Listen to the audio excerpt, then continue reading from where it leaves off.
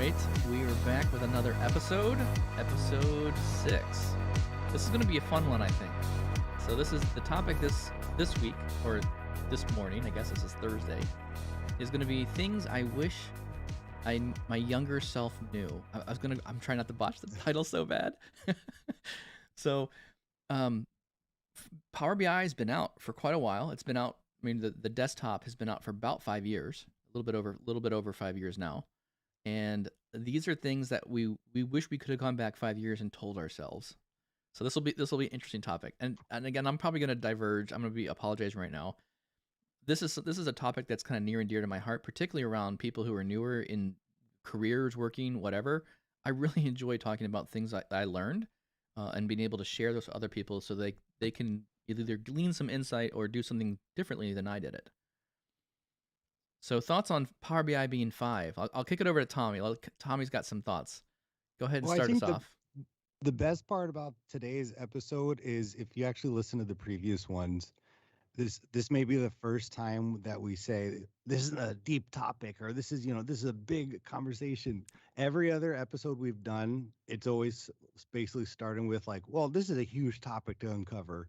So this one's a little more, almost sharing stories and kind of just reflecting on what 5 years have been. Yeah. I will always go back to Seth on he posted once the 5-year anniversary came up, and he said I can finally write on resumes and applications that I have 5+ years experience. That's awesome. That's true. Because it's true. Like it would always say like, how many years of experience do you have using Power BI? You're like 3, 4. 3. Yeah. This is funny because this is also when you look at resumes. You look at resumes and you go, "Oh, okay, you've got 15 years of Power BI experience. That's interesting. You're totally BSing me right now." Yeah, that was always hilarious. 2 years in with meeting people with 6 or 7 years of Power BI experience. Yes, and like it really is like, when do you think Power BI started? Right? Not the components of Power BI, right? Like analysis services, Power View, Power Query. Yeah, those are all like pieces of things over here, but they weren't the whole package. Put it that way. I'd agree. It was parts By of the an way, early speaking program. of interviews, you guys had the interview last week. I'm sure you guys asked the question, do you know the difference between an implicit and explicit measure? Always. What did they know the answer? About 30% maybe. I'd say even less than that, honestly. Like people don't. Yeah, and it could just be because I mean, the words, right? Like, do you drag and drop it or do you create it, right? Versus a lot of times people don't. They have to think about, what does explicit measure mean? I don't know. This is a good question, particularly around that. So implicit versus explicit. I think you find that a bit more when you're working with models that require you to have explicit measures. So if you're building analyze and Excel type reports, you're more familiar with, oh yeah, I got to make a measure so that I can use it in Excel. Like that's something you have to do. So I think part of your workflow or your work pattern decides a little bit whether or not you're actually going to be understanding what implicit and explicit measures are.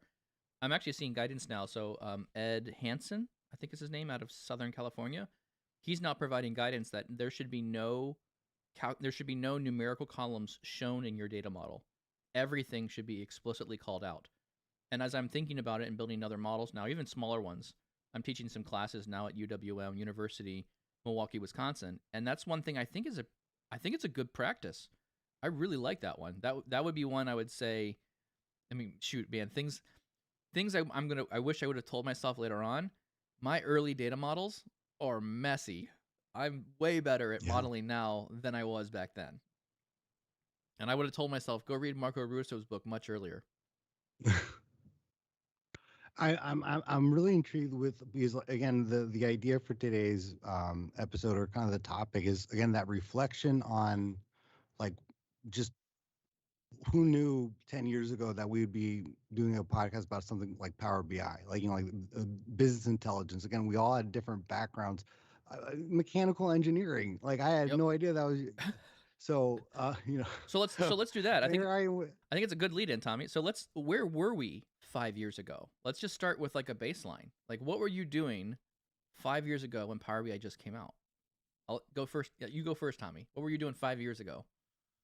So I was working at a company when I was doing analytics, but it was really kind of focused on the web analytics and marketing. Sure.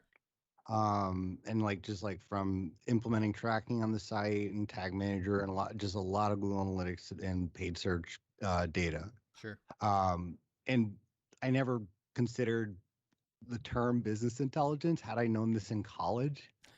I mean, granted, my Yeah. college was very unique. Had I known what statistics was in college, I probably would have done that. But here I am with the sociology degree. I was gonna say, what was your? So- I don't even know your degree. Sociology. All right. Sociology. So because I was going to initially do philosophy, and then I switched to sociology because it was absolutely just so very interesting and fun for me. But then once you graduate, you have to realize I need to do something with this. But that's another story for another podcast. That's okay. This is good. This is good advice. You know, would Yeah. you have recommended to yourself? Again, I'm gonna diverge here a bit. Yeah. Would you have recommended to yourself do sociology, or would you have said look at something else from a career standpoint?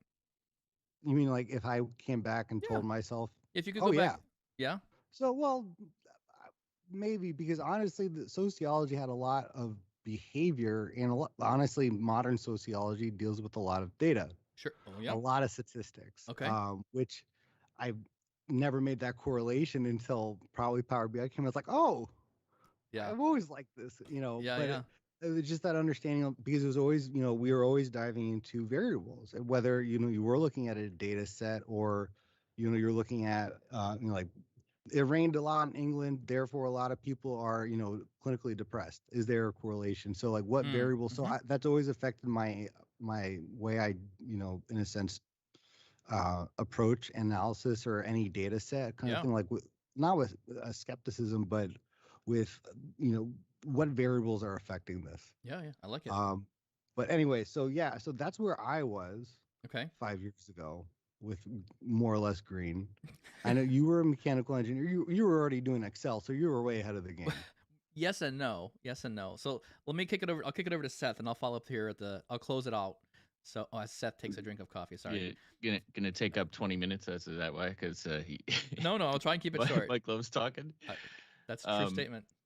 Yeah, 5 years ago. So I had just started consulting in an organization that was just spinning up a BI department. So we were a Microsoft shop. I'm a Microsoft guy. So reporting services, wasn't the glamour that it may have been 20 years ago, and was looking for different things, that would help enable businesses to, get insights.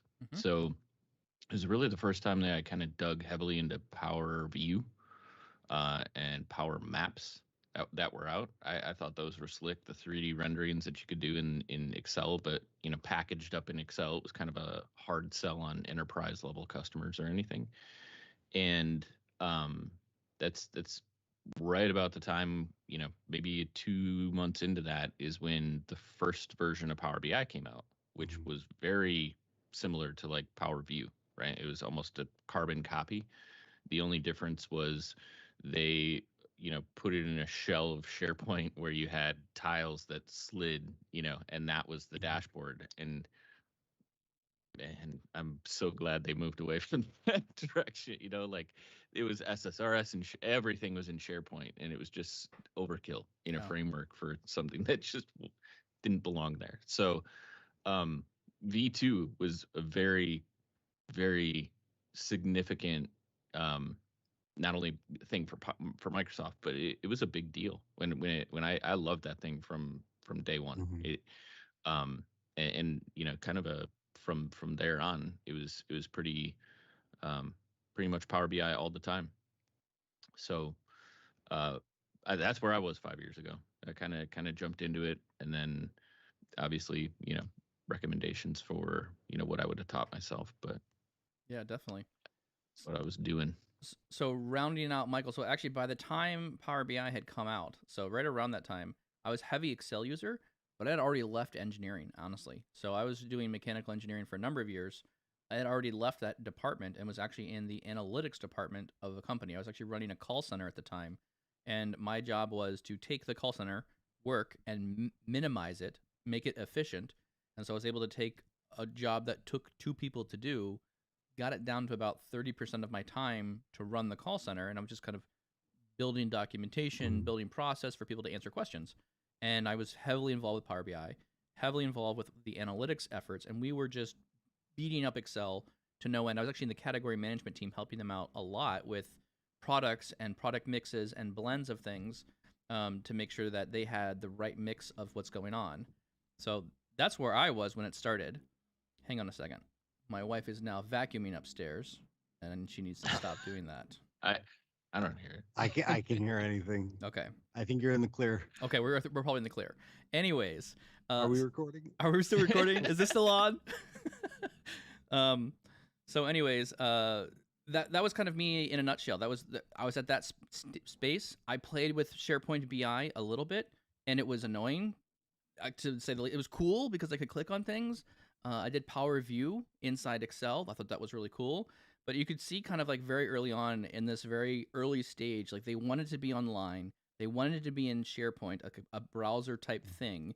And then they had, on top of it, they need to have like the Excel version of this. Like Excel was the BI tool for businesses. So you could see them kind of fighting a little bit in those early stages where they were fighting between the SharePoint side and the BI side in Excel, and they didn't really know what to do. So they had put a bunch of these add-ins with Excel. It was not really gaining, I think, the success that they wanted. And so I was this huge advocate of Power Query. And I was having issues with volumes of data. And I remember someone saying, hey, have you heard this thing about Power Query? It just kind of came out. You should check it out. It's an add-in. 2013 Excel add-in. I'll try that. And so I started playing with Power Query first. And I thought, holy smokes, this is really efficient. And that's what really hooked me initially. And from there, the Power BI program was released, and that kind of started from there. So that was kind of me about 5 years ago. You know, you bring up a really interesting point that I had forgotten is, you know, which product owns it, right? And within Microsoft, you know, my brother works there. Like you have the Excel team, you have the SharePoint team, you have this team, you know, so it makes sense that like you can almost see the battle of like, well, Power BI is going to live here. Well, now I got to plug it into this team, and how does that work? And one of the things I always loved, or early on with Power BI, was, and I'm gonna be horribly embarrassed if I'm wrong about this, but it like Satya took over, right? And fundamentally, there were huge shifts at Microsoft, just how the organization ran and worked. And I always tied Power BI to that new way of thinking, in it being this, you know, singular product that tied groups and technologies from the Microsoft stack together, and like was just a great representation of how the organization was morphing into a new thing. And that just spurred that memory of you know, Power BI being a unique product way early on.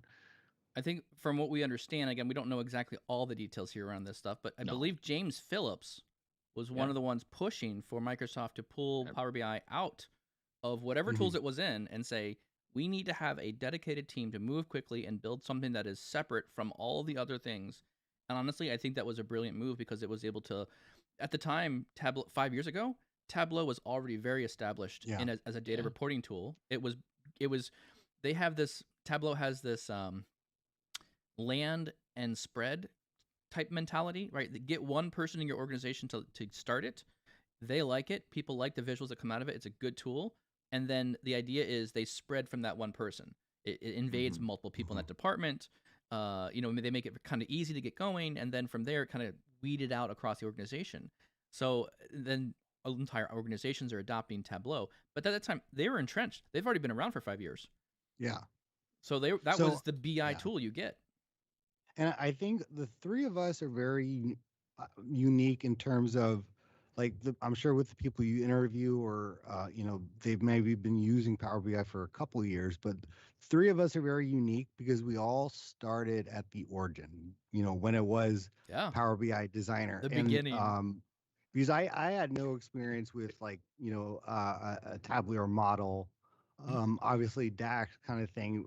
Yeah. Obviously, I would build some reports, but I really relied, like it was mostly Excel and it wasn't a lot of visuals, so to Yes. speak. Like it would be like putting a visual and some tool and then putting in a slide, Yep. but nothing compared to like the idea of a data model. Correct. You know, And I think you and I, and Tommy, have no clue about this. This is an area that's all new to us. Seth, this is something common to you. Like you Yeah, understood I was working on tabular SQL. models Yeah. before Power BI. Yeah. yeah, but we all started again like when like it's kind of neat because no one else can even if someone starts in Power BI today, there's already so much like set up for them, with the resources and the framework. Like we all downloaded Power BI Designer. Oh, I got it. I you got know 2 copies of it. yeah, you still have I it? still have. I download every single month. I download a version of. I am a klepto for Power BI desktops. I guess I hang on to them all. I've got hundreds of downloads of all the different desktops, and I'll have multiples per month because sometimes they version it Yeah. within the They month. version it. Yeah. So a couple months, I'll have 2 versions of Power BI desktop. One of these days, I'm going to start a virtual machine, and we're going to install That's the Designer? very first The That's what I was designer, about to say. and I'm gonna make you Said build a that to me, I'm report, gonna- and we're gonna just swear because it's so different than what it is now. But at the same time, so we all kind of came into it again, like almost, from because now, if you did a tabular model before, like a Power BI professional or someone who really manages it, Yeah. especially back then, kind of wore every hat. Yeah. The connecting the data modeling, maybe some developing for like an API to connect because they already have that capability. Yep. DAX, data visualization, and that, obviously then sharing. You had to do all of that Agreed. usually and discover that. And I think again, we're very new because like, what is all of this? Yeah. I don't know. I remember all my reports in the beginning were like, like the length was ridiculous. How many pie charts, and you just had to scroll on every page, and it was just more or less like almost like you just started building without understanding, in a sense, anything. Like, oh, you can do that. Oh, you can do this. But Yeah. that's what I remember from the get go. There's something really unique and I think in general special about being part of something that originates, because I remember the first Data Insight Summit. Like every single Microsoft person that I ran into, all the way up to the tier, and I think I got to meet James as well, was I literally astonished, like their reaction of how big Power BI was Mhm. growing and how fast the community kind of latched onto it.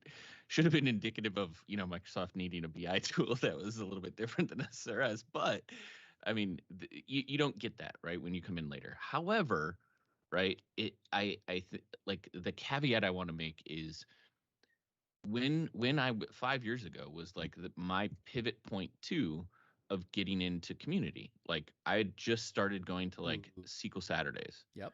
and I was intimidated as all get with these people who had been in the thing for 10 or 15 years. And like, even if I wanted to speak, what would that look like? What if I say something dumb or I don't, have to, stick on to something? And it was just very, like, I would say, like, no matter what, no matter when you come in, keep, stick to doing it, Yeah. do it. Just jump into it. I think that's a good layer of advice. And even now, I'll tell people today, working with individuals, if you're interested in a user group, start one. If you're interested in writing a blog, start one. Find people who are like-minded and help them out. So actually, there's a lot of people in the community already that are doing things. Tommy runs the Chicago user group, and you've been pretty much running that sucker by yourself for a number of years, Yeah. Tommy. For 2 years, since March of 2019. So if you're in Chicago and you like Power BI and you want to give Tommy a hand, Tommy could use a hand. So he's a speaker. So, but I would definitely say that is one of my key pieces of advice, I guess it would be, is if you are interested, get involved with the community, because the community, you can learn a lot from them, as well as contribute back to other individuals and help other people's journey with Power BI as well. Yeah. So now that we're back 5 years in our younger selves, so Tommy, what are some things that you would tell your current self, or, You know, or things you wish you knew, right? As I kind of reflecting on what to share today, I realized some of these were also things I probably should tell myself now too, which is more of a personality thing, regardless of outside of Power BI. But I think the biggest thing was when we started adopting and saying, okay, we're going to use Power BI. So we started building reports, and you had to actually like send a screenshot of the picture because you couldn't refresh it at the time, and you were just importing files. I think the biggest thing was I had like when I was so fascinated and so just like um kind of like, yeah, smitten with Power BI that I wanted to learn, like I wanted to figure out how to do something. Like, why wasn't a certain number showing, the number that I was expecting it to see, whether it was a DAX formula or something that I was trying to achieve. Mm-hmm. And I really I wish I could go back and tell myself, watch your rabbit holes. Mm. Like I would spend hours either trying to, you know, display something or model something in a way that just in a way that I thought would be really neat to do, but had nothing to do with the request. It was just wasted hours, and it was nothing. Yep. It wasn't a ticket. Usually, it was, working on a report for someone and going, "Oh, what would be cool?" And then it's like, "Well, how do you do that?" Yeah. And then there's 50 tabs open in Google Chrome, Yep. and there's 18 measures created, with different names, just trying to figure out, okay, what's the right way to do this, and all the amount of time, I think some of that time is valuable because you do learn that way. Like, oh, if Mm-hmm. you can test out, but I think especially, the first few years, and again, even now I have to watch myself, but especially then as you're learning everything, like what does this do? I think I probably didn't spend about like time in an impactful way where I could have said, okay, I'm going to commit 2 hours to this. Yeah. If I can't figure it out, then we have to move on. Yeah. So Time to time me, blocking. I So wish I, you're saying I need to time block things. yeah, like, Set a goal, set some time, use the time, and then when you've done the right. spike of time, this is with the sprinting thing, right? Yeah. Set a spike, Yeah. do 2 hours, and then move on. I agree Like with that. give That's really myself good like an advice. hour of R&D kind of thing, Yep. like a day or a week. Yep. And then everything else, like just try to focus on the building the reports that, building what you're supposed to do or do what you're supposed to do. Yeah. But I think I would spend hours working on something that was trivial Yeah. Yeah. That's a good just point. because I wanted to figure it out, so to speak. I would say one of mine fits into that, and it's fundamental, like kind of one of the same thing, right?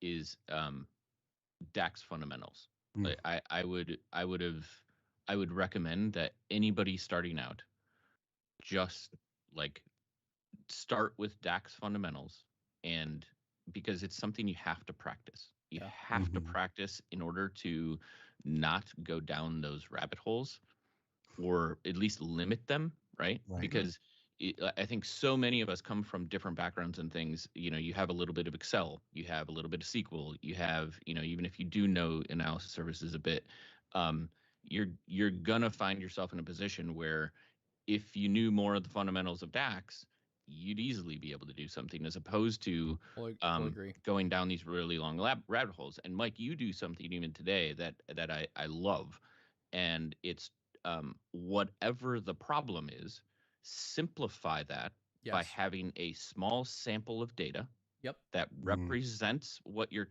represents your data set, Mm-hmm. the one thing you're Yeah. trying to do, and use tables. Yep. So if you do that 100%. and take the DAX fundamental, you're removing a ton of the ambiguity that just normal data brings to a problem, Yes. Mm. and breaking it down to the very fundamentals of, like, I am trying to do this thing with DAX, Yes. and it clarifies a lot of things. So to explain what my method here. So I have a method. This is what Seth is referring to, the method and how I break down a particular issue.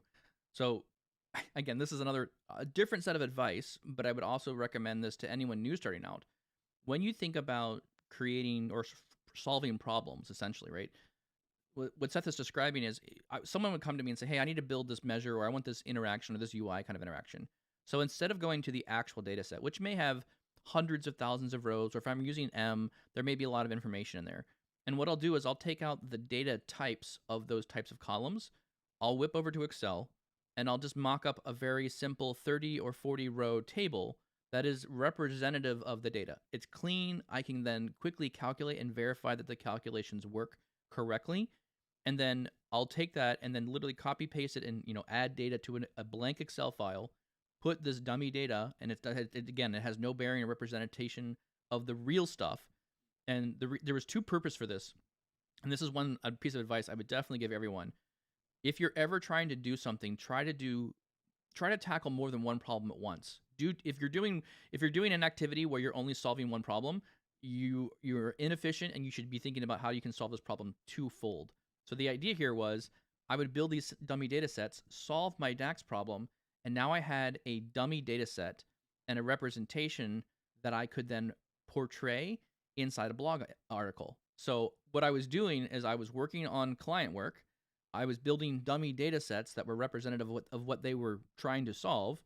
I was figuring out a solution. So that was one thing. I was paying for my time. But on the second half of that, I was actually able to make a dummy data set that I could then blog about later on and then teach back to the community. So now I was doing two bits of work. I was actually solving problems for clients as well as solving problems that general people would have as well. And that was part of my learning and teaching mechanism there. So I would definitely say that was a good thing. That's the pattern I use, and I would highly recommend that to anyone starting out. And I would also agree with the DAX fundamentals. I didn't understand how the DAX engine ran, and there's really no good books to describe how it's working, like at a very basic level, and then work your way into these harder calculations. So I think one of my other big challenges I have, I'll dovetail this into my idea here, was I overbuilt DAX measures. My DAX measures were way too complex. And what I should have been doing is I should have been doing more simplification, more data engineering on the backside, either in M or pushing it further upstream into SQL. And I learned that you learn that because you do a couple things in M and you're like, now my computer's out of memory. It doesn't load, or it's loading too slow. And then you start figuring out, well, I better push this upstream to where the SQL server or whatever backend compute engine is able to shape the data like. And so now you start learning that a bit earlier. And so if your DAX gets very complex, either you've got a really complex report page and you do need that, or you need to add flag columns. You need to add simplifications to your data upstream. So that's another one I wish I would have told myself, is to simplify my data upstream and make it easier to model. But again, I don't think I didn't know the interplay between data models and measures so much at that time. So I don't know, he's gonna have to learn that. I remember we had for Power Query, we actually had two Excel files, like a Power Query that connected to SQL, that we would do a bunch of transformations. But because the overall goal was such a heavy workload, that would load it to Excel to a static file. Then the other Excel file would connect to the first Excel file, do additional transformations, and then we connect it to Power BI because you couldn't combine the query in one thing. Goodness. So, and just because again, it's like that with Power BI, you can start exploring things. Going, oh, what if you can do this? All of a sudden, you have 56 queries in the query editor. Yep. You have all these calculated tables. You have measures that don't make sense. Yep. And because you're exploring, and to me, like that, yeah, like I completely understand like the fundamentals of DAX, Power Query, and just having an objective before you open up the report. Because my biggest vice is just going to discovery or exploring without any goal in mind. Yep. Yes. That's a good one. You touched, Mike, on one of mine, which is write a personal blog, right? Which you did. Yep. Or if you don't want to get into that thing, start a repository for a quick reference. Yes. Because I remember meeting Mike at the Power BI user group that I started way back in the day, and that was when you were talking about starting Power BI.tips. Mm-hmm. And I think one of your main reasons was what you said. You're learning so much stuff. You want to put it down someplace that you can go reference it again. Yeah. And literally that's what, like, I can't tell you how many times I've gone back and read one of my own blogs because I was like, I know I did that. Yeah, At one exactly. point in time, I did that. Yep. It was my verbal weight. So it was a way of me understanding. Like I would figure something out, I'd learn it, and then I was like, I'm gonna document this. And and then again, this was a very slight mindset shift, right? You can document things and put a bunch of files in your local file directory, or you can spend just a little extra effort and think, if I'm gonna solve this problem, maybe somebody else is too. And so that's really why Power BI.tips started, was because I was learning Power BI and I was teaching my organization how to do things. Like they didn't know how to load an Excel file. They didn't know how to XYZ these things. So those were areas where I was like, I just need to learn this, and so I can teach other people about how this works. And that's really how it all was born. So I think it was a good move, and I'd highly recommend that to other people as well. Yeah. I want to clarify something related to learning DAX fundamentals, right? And there was a question in the chat here. When I say learning DAX fundamentals, I mean not trying to solve the existing problem that is in front of you. It's spending time outside of your work to understand what your sum, your average, your calculate with a filter will do. Like, you practice the syntax and understand how that's going to behave in tables of information. That's what Yes. I mean. Like, you Yeah. need to go do some legwork, because that's going to help you, like, figure out the very specific problem that you're trying to solve for visuals, for placing something on a page, for the filter context, all of that. You need to build a base, and that's what I mean by learning the DAX fundamentals. So I would recommend reading some books on this one. So this is definitely a book recommendation area. So insert non-sponsored plugs here.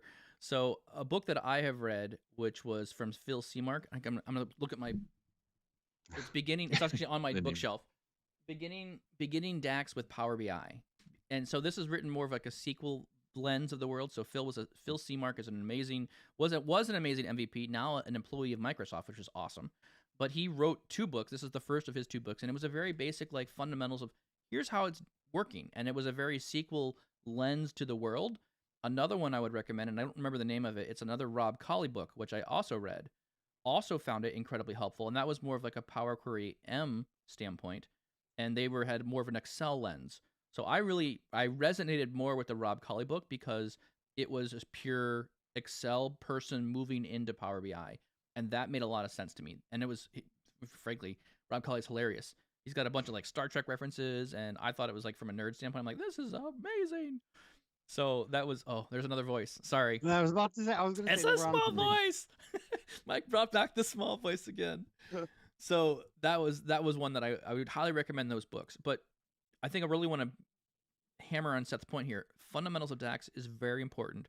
One thing that we find a lot, particularly when we interview people, no one understands real filter context or filter context transitions. So I use a slide when I teach people DAX. And at the beginning part of the slide, it's like sums and averages on columns.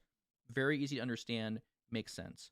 As you start working your way up this graph, you start looking at harder areas to understand. And on the upper end, or the more difficult areas, would be like time intelligence, right? I need to do a percent change calculation. How do I build that? What does that formula look like? And then on the very highest end is a filter context and filter context transitions.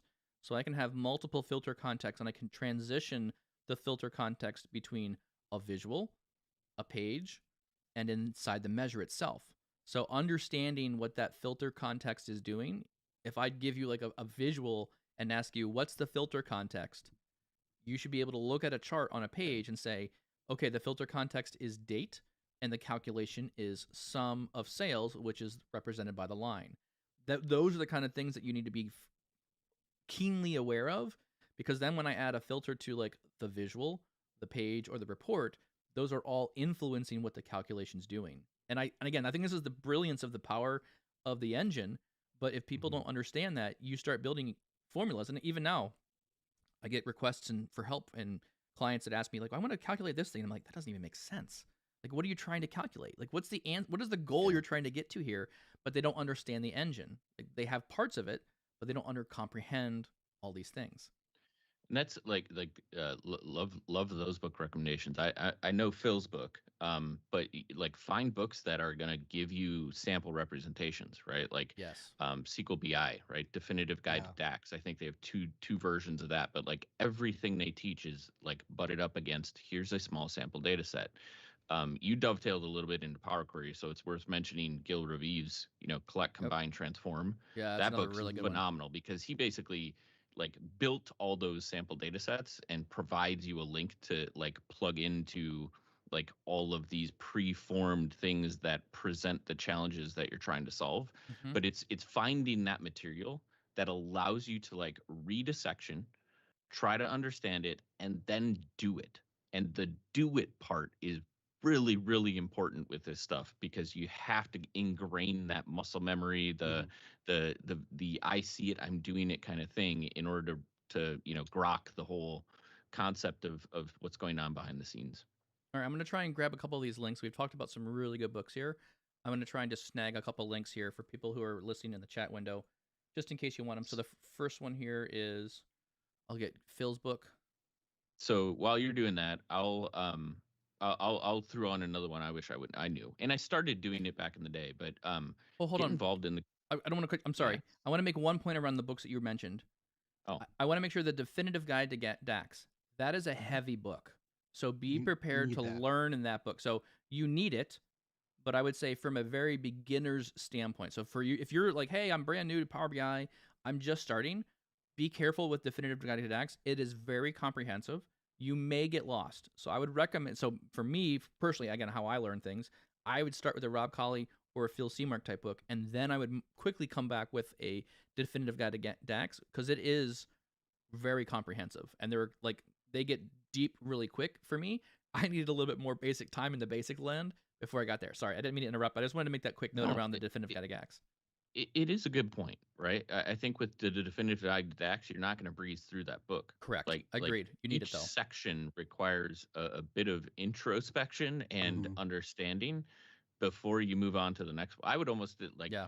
that's a great point. I would almost look at that book like, hey, take it slow, right? Don't move on until you understand what they're telling you and how to do things there. But like how to do things in that ecosystem of modeling and DAX, and if you start to nail that, you're well on your way. Well, Um, I think Go ahead. Russo even says in the book because it was that was the most that book is to change how you think, like your Yes. mindset about filter context. Like when he introduces calculate, I remember in the first version at least he said bookmark this and Come this is back not to it. this book is not meant to be like read like a story, Yes. so Yes. but just to go back over and over to calculate, and I did. I read it over and over just to like because it's not something. I do want to meet someone who reads filter context for the first time and immediately gets it. I would agree with you. It's a new concept. And it may make more sense to people who are already familiar with SQL and tabular models, right? That probably will make more sense to you. But coming from the Excel world, I had no clue. Yeah, it's a new way to think. Totally agree Yeah. with that. Another one in there was Matt Allington. Somebody mentioned that in the Oh chat. yeah. He does a really great job of describing DAX and spends a lot of time in there as well. The other thing we always tout community, but what I mean by this is the community.powerbi.com. Like Hmm. I learned so much even as I was jumping into the administration and wanting to like understand the whole ecosystem. I learned so much DAX. I learned so many problem solving techniques because when you're asking and better answering, trying to answer some of the questions that people are coming up with because Hmm. they're bringing business use cases Yeah. that people are solving with DAX. And it is the perfect place to like even look up your thing, but then read the other Hmm. scenarios of how something's being solved. But don't rely on that solely as like, I'm gonna go find my answer. Use it as a learning tool, is what I would say. Because that helped me out a lot. when I first started. This is cool. I have So another. I'm at. Oh, go ahead, Oh, Tommy. go ahead. I was gonna say I have one more other book. I'm actually, believe it or not, I get publishers that now send me books, and they're like, "Can you read my book and write a review about it?" So I'm actually reading some books from. Wow. Yeah, right. I have made it. I get free books every so often. So I'm reading other books, and it's very interesting. There's so many like people getting started on a lot of these books. Um, I will recommend it when I finish reading it. But another book that I'm reading it's been good because I like looking at the surface area of what these newer features are, what people think new individuals or new users want to see inside books. And um, I had a book recently just talk about adding R and Python in Power Query in like a beginner's guide to learning Power BI. And I think to me, that's more of like an advanced concept, but it was interesting to see another, perspective from another writer that this is like a relevant concept that we would then add into and finding appropriate use cases around all of this stuff. There's as we go through this world, like it's 5 years in, there's so much content to consume. It's becoming increasingly hard for even me to keep up with just the releases coming out of desktop and service and all that kind of stuff. So yeah, you just got to start. Don't get overwhelmed. Just get going. Sorry, I didn't mean to interrupt you, Tommy. No, I'm going to shift it a little because we've really been talking about the product and what we learned about the product. But one of the things I wish I probably knew as I was learning Power BI, because I was so, again, like focused on what can Power BI do, that what really suffered, and I think what I didn't realize was so important, was understanding someone's request, or like being able to get the information from someone to build the correct report. I think a request would come in like, we need a sales report. So you would, basically just throw everything on the visual. And it was always like every report I wanted to try something new. Every request was basically like my own, in a sense, like playground. But then trying to have these meetings and these calls and trying to like extract or understand what the person's needs were. Sure. I wish that was something that I understood early on as a skill. And then the other thing too, I wish I also understood the importance of, like, just because I know the report really well and all the numbers and the things, that the ability to communicate that to the people using it. That's another really good point. I love your subtle hand slaps, Tommy. You guys are talking about the product too much. But I would say what you just described is where Mike and I spent a ton of our time. In 2-3 years is visualization, like choosing the right visuals, communicating the data through the right method, designing a report page, and communicating like to the end user the necessary information they would need to digest the report quickly and easily. Yep. Like absolutely, those Distill are it down. like the next, like you don't get to there though until what we talked about, right? Like you can't create that, but yes, I absolutely agree. Like visual, like how do you represent data? I think that it is a fantastic point because like I'm an SSRS guy, right? Like you want to see the data, here's a table. Yeah. Like we didn't have interactive, like line charts and bar charts and stuff. Like it was like, you want to, okay, I can aggregate it, but here's a table, like that was it. So yeah, that's a whole nother area, that Power BI opens is that whole, like the meaning, right? Conveying the right thing in a report page. I'm going to key off of Tommy's note here around taking a little bit of a lens away from the product. So what has happened in 5 years with Michael? I left a corporate job. I joined a consulting firm, still kind of being paid as an employee of a company. And then I left that and now started my own business. I wish I would have known earlier on of how rapidly fast this tool would grow. I might have made some different decisions kind of earlier on, and I might have accelerated my path or prioritized my learning a bit higher because of the rate of growth that the tool took. So looking back on it now, I would say as I looked at my path, I would say take strategic risks that are not wild. Let me clarify my phrase there. It's okay to take yeah, I right. know what you said. So there was a big movement. I was really scared to leave like a corporate business and move into like consulting because I was like, are people going to listen to me? Do I know what I'm talking about? And looking back on this, I would have said, do it. It's going to think about your next opportunity as a way of learning. Think about your next opportunity of what you can not only provide the company, but also provide yourself professionally to grow yourself. If you're not challenged, you're not growing. And I've kind of done that my whole career, but like I'm always adding another challenge to something. But then these challenges I'm adding, they're not stupid risks. I'm not betting everything on like a Bitcoin kind of thing. I'm actually taking calculated strategic risks. And so then there was a calculated risk to move out of consulting and start my own business. That was another strategic move that I have. But you can't do that uncalculated. You have to be very intentional about planning your finances. What does insurance look like? There's a lot of other unknowns. And again, on my own as a business owner, people are freaked out about insurance. It's not that big a deal. Like it's an expense to you working on your own, but you can definitely work through it. You can figure it out. But working, figuring out what insurance things look like is not. It's not undiscoverable. So that's another piece of advice I'd give myself is keep taking those strategic risks. Don't worry, don't worry about it, but like it's good to stretch yourself and be confident that the skills you're putting into yourself, that is a marketable product. I would 100% agree. And if you need some ideas, I just wrote a blog about like how do you build your Power BI skills? Yeah. Go there. Like, because Mike, what you reference is adopting a learning mentality and investing in yourself. Yes. And that's what you're doing when you learn more and more about the tool. And I think that was a perfect distance away from the product talking about insurance. Like 100%.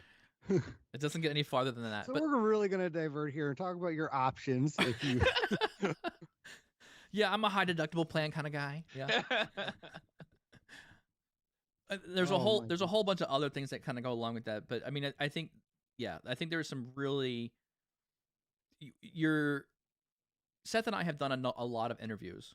We've interviewed a lot of people, and so we have seen a lot of talent come through who say they know Power BI, and when in reality, another advice for people who are if you're hiring people, tell people to share, like make sure that when you're doing an interview, require that they have Power BI Desktop installed on their machine, because then you can actually check the version of their machine, and if they have a version of a desktop that's older than a month or two, they haven't touched it in a while. Yeah.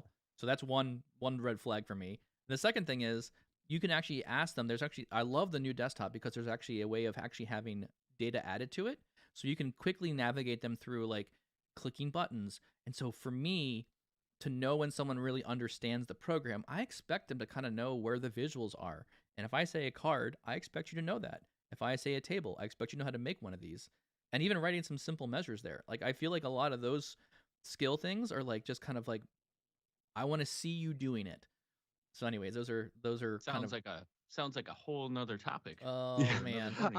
That's true. I'm diverging here. No, I was literally about to say that, and maybe this will prelude into next week, but no one's learning about this in college. So like, if you were to ask it's changing, for someone who's like trying to get hired as a Power BI data analyst, obviously they should know those things, but it's almost like the conversation we had on Tuesday about just because you have certification does not mean you know the product. And just because someone can click in a bunch of places and they know where to click, does not mean that they're going to be successful. True.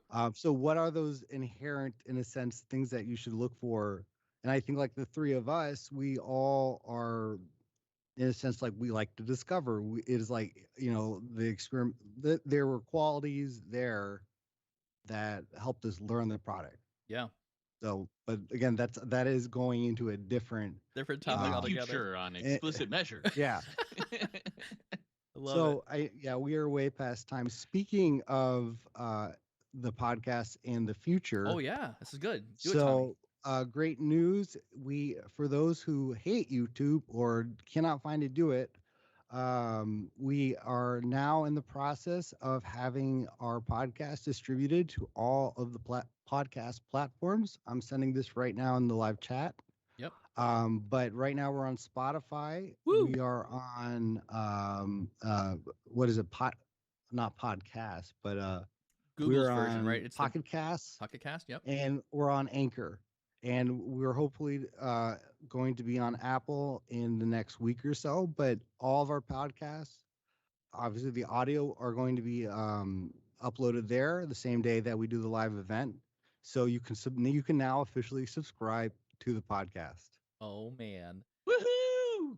Nice job, Tommy. So if you don't like our faces and you'd rather just hear us, if you don't like my glitchy video this morning, I don't know what's up with that. yeah, well, minor details, still working out the kinks, I guess. But yeah, we're out on real podcasts now. So people are actually asking in the comments, where can we actually hear the podcast and subscribe to it? So that will be a thing, and we will have those out most likely the day of, maybe a day or so later, behind the actual video podcast. If you want to watch it live and ask questions, join us on YouTube. If you want to hear us an audio only and laugh and be silly with us after the fact, you can now catch us on Spotify and other Anchor and other podcasts as well. Speaking of which, hey, Anchor and Spotify, we're looking for sponsors, so you can come sponsor us. Not like they actually hear us anyways. They're probably transcribing all of our words right now and trying to figure out who do we sponsor, who we don't. Anyways, there's a service in there. So excellent. We're doing a lot of research. Awesome.